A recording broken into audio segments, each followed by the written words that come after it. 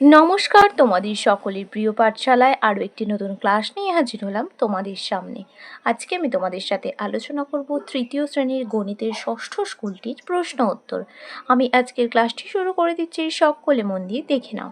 ষষ্ঠ স্কুলটির নাম হলো বর্ধমান বিদ্যার্থী ভবন প্রাইমারি বালিকা বিদ্যালয়। একের প্রশ্নটি বলেছে শূন্যস্থান পূরণ করো। ক 35 থেকে 45 পর্যন্ত ড্যাশটি বিজোড় সংখ্যা। 35 থেকে 45 পর্যন্ত বলেছে। 35, 37, 39, 41, 43, 45 কটা? 1, 2, 3, 4, 5, 6টি। খ ভাজ্য সমান ভাজক গুণিতক ভাগফল যোগ ভাগশেষ। গ 6টা 6-এর যোগফল। আমরা কি জানি? যোগের বিপরীত মানে যোগের পরিবর্তে আমরা গুণ করতে জানি, গুণ করতে পারি। তাহলে 6টা 6-এর যোগফল। আমরা 6 6 এইভাবে যোগ না করে আমরা 6 গুণ 6 এটাও করতে পারি। তাহলে 6 6 কত হয়ে যাবে? 36। পরবর্তী পৃষ্ঠায় কি প্রশ্ন দেওয়া আছে দেখে নেওয়া যাক।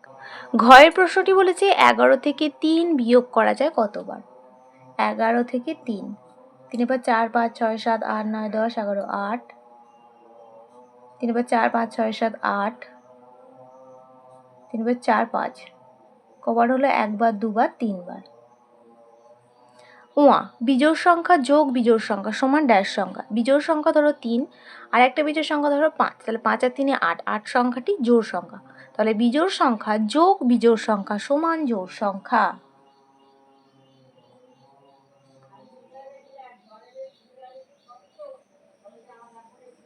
চ জোড় সংখ্যার সঙ্গে 1 যোগ করলে ড্যাশ সংখ্যা পাই। জোড় সংখ্যা 4, সেই 4 সংখ্যাটির সঙ্গে 1 যোগ করলে পাবো 5, তাহলে 5 সংখ্যাটি বিজোড় সংখ্যা।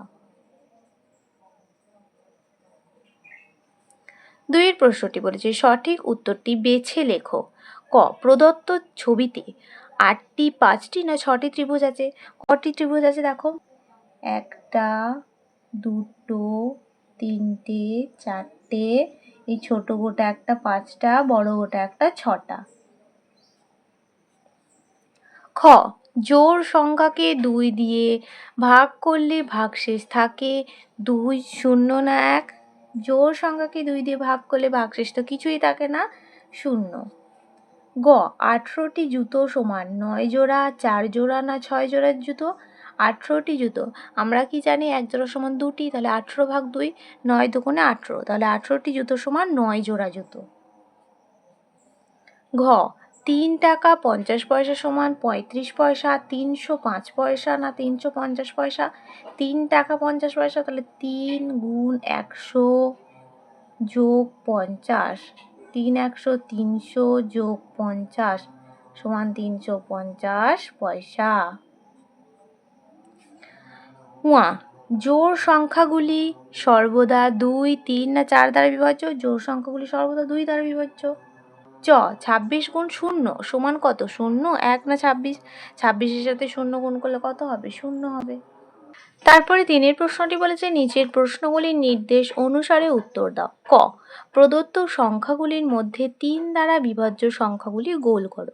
কিভাবে আমরা বুঝবো যে এই সংখ্যাটি 3 দ্বারা বিভাজ্য? তোমরা 3 দিয়ে ভাগ করে দেখতে পারো, বা আগে যেমন আমি যে পদ্ধতিতে করিয়ে দিয়েছি সেইভাবে আমি দেখিয়ে দিচ্ছি, দেখে নাও।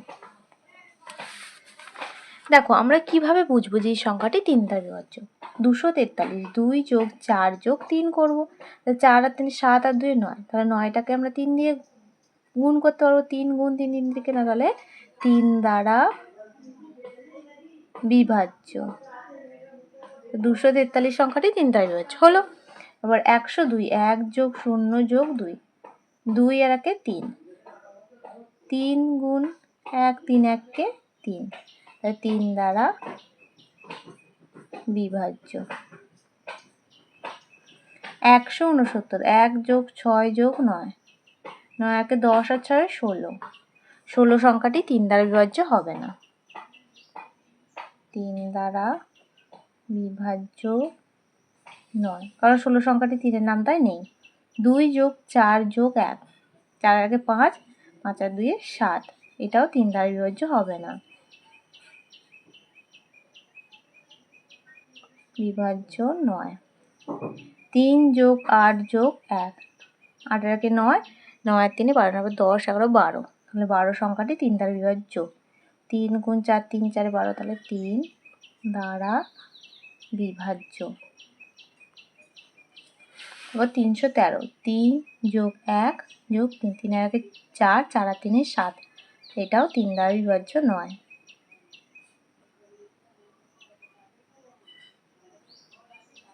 4 যোগ 2 যোগ 0, 4 আর 2 6, এই সংখ্যাটি 3 দ্বারা বিভাজ্য। 3 দুগুণে 6, 3 দ্বারা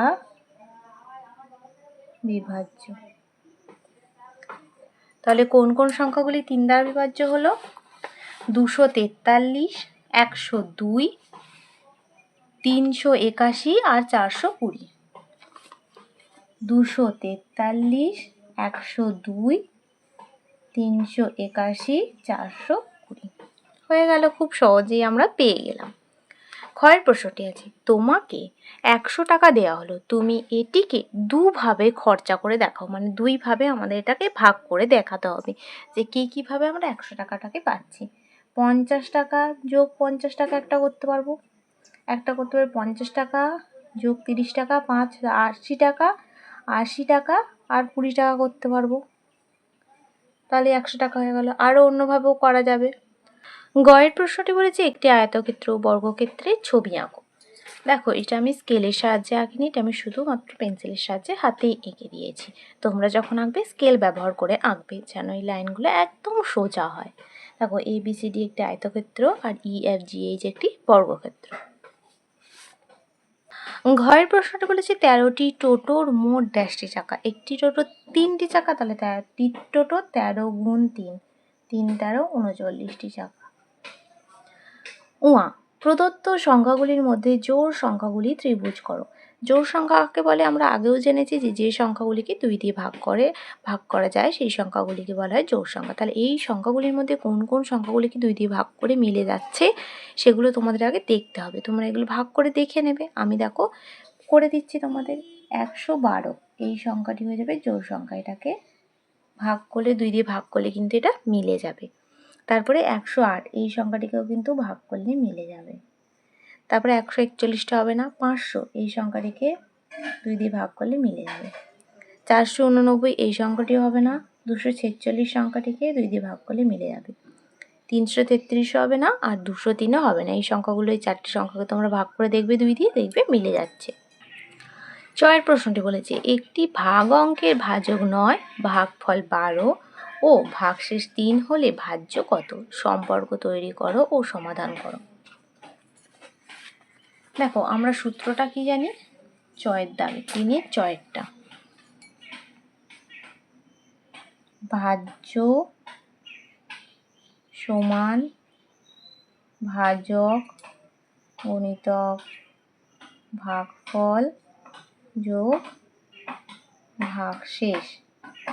তাহলে ভাজক কত বলেছে? 9, ভাগফল কত বলেছে? 12, আর ভাগশেষ কত বলেছে? 3। তাহলে 9 12 কত? 108 যোগ 3 কত হবে? 8 3 11, 1 হাতে রইল 1, 111। তাহলে ভাজ্য কত হবে? 111। ছয়ের প্রশ্নটি বলেছে, তুমি 100 টাকার দুটো নোট নিয়ে বাজারে গেলে, তা থেকে 180 টাকার একটি বই কিনলে। এখন তোমার কাছে কত টাকা পড়ে রইল? 100 টাকার দুটো নোট নিয়ে বাজারে গেছে, 100 টাকার দুটো নোট নিয়ে বাজারে গেছে, তা থেকে 180 টাকা খরচ করেছে। 200 বিয়োগ 180 সমান 20। তাহলে এখন তোমার কাছে কত টাকা পড়ে রইল? অতএব এখন আমার কাছে 20 টাকা পড়ে রইল। তবে জয়ের প্রশ্নটি বলেছে, একটি জগ ও একটি মগ কিনলে মোট কত টাকা খরচ হবে কষে দেখাও। একটি জগ আর একটি মগ, একটি জগের দাম কত? 152 টাকা 50 পয়সা, আর একটি মগ 18 টাকা 50 পয়সা। এই দুটো কী করবো? যোগ করবো। 0 5 5 10, 100 পয়সা। 8 2 10 0, হাতে রইল 1, 5 6 7 1। এবার আমরা কি জানি 100 পয়সাটা এখানে টাকার ঘরে 1 যোগ হয়ে যাবে, 170 যোগ 1 টাকা সমান 171 টাকা। আশা করি বুঝতে পারলে তোমরা। ছয়ের প্রশ্নটি বলেছে ভাজ্য 605 ও ভাজক 6 হলে ভাগফল ও ভাগশেষ নির্ণয় করতে বলেছে। তাহলে 605 ভাগ 6 করলেই আমরা পেয়ে যাব 605 ভাগ 6, 6 একে 6, 0 নামবে 6 0 0, 5 নামবে, 5টা 6 থেকে ছোটো তাহলে 6 0 0, তাহলে এটা হয়ে যাবে ভাগফল, এটা হয়ে যাবে ভাগশেষ, আর তো ভাজ্য আর এটা ভাজক। ইয়ার প্রশ্নটি বলেছে একটি গরুর দাম 85 টাকা হলে 8টি গরুর দাম কত হবে? 85 গুণ 8, 5 8 40, 0 হাতে রইল 4, 8 8 64, 65 66 67 68, 680 টাকা। তাহলে অতএব 8টি গরুর দাম 680 টাকা।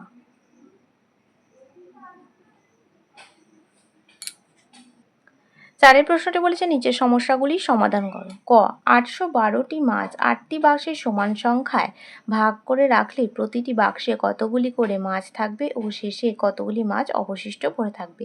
কি করব? 812 ভাগ 8 করলেই পেয়ে যাব।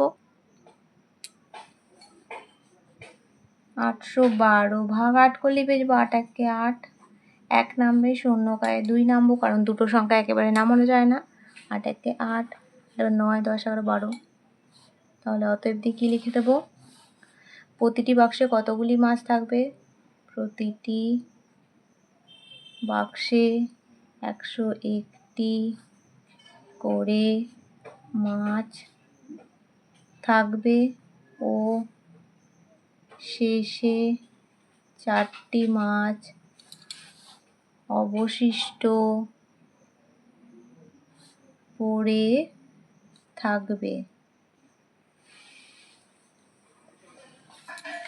ক্ষয়ের প্রশ্নটি বলেছে তুমি ও তোমার বন্ধু রিমি একসঙ্গে বার্ষিক পরীক্ষা দিচ্ছ। রিমি পেয়েছে মোট 776 নম্বর, তুমি তার থেকে 18 নম্বর বেশি পেয়েছো, তাহলে তোমার মোট নম্বর কত?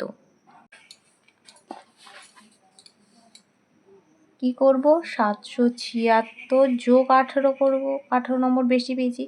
8 আর 6 14, 8 9 10 11 13 14, 4 হাতে রইল 1, 7 রেখে 8 রাখে 9, 794। তাহলে তোমার মোট নম্বর কত? আমার মোট নম্বর 794।